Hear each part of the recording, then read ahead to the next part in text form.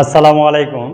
আজকে নবম দশম শ্রেণীর উচ্চতর গণিতের যে অঙ্কটা উঠানো হয়েছে, এই অঙ্কটা করার আগে আমরা একটু সূত্র বা বেসিকটা বুঝে নিব।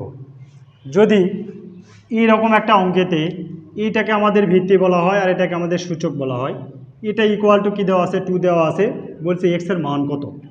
তো এখন এই রকম জাতীয় অঙ্ক যদি আমাদের থাকে, সরাসরি আমাদের লগটা কি কেটে যাবে।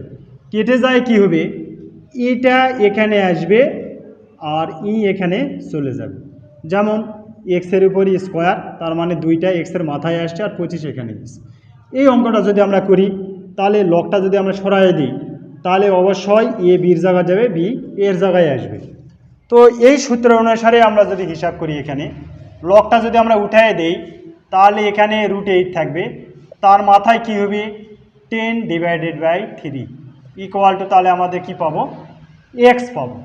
তো এক্সটা যদি আমরা এই পারে নিয়ে আসি, এখন এখানে রুট থাকলে কি হয়, পাওয়ার হাফ হয়, তার মাথায় কি আছে 10/3 আছে, এখানে এক্স 8।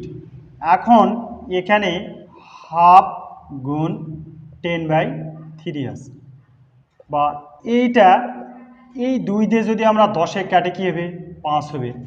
আচ্ছা, এখানে 2-এর মাথায় যদি আমরা কিউব করি, তাহলে কি 8 হয় কিনা, 8 হয়। তাহলে এখন এখানে কি থাকতেছে, 5/3 থাকতেছে। তো এখন এক্স ইকুয়াল টু এই 3 আর 3 কি কাটা যাবে, তার মানে 2, তার মাথায় কি আসতেছে 5, অতএব এক্সের মান কত, 32। তো এই রকম যদি অঙ্কটা থাকে আমাদের, বেসিক বুঝে ঠিক এভাবে করার চেষ্টা করো। আশা করি সবাই বুঝতে পারছো। সকলকেই ধন্যবাদ।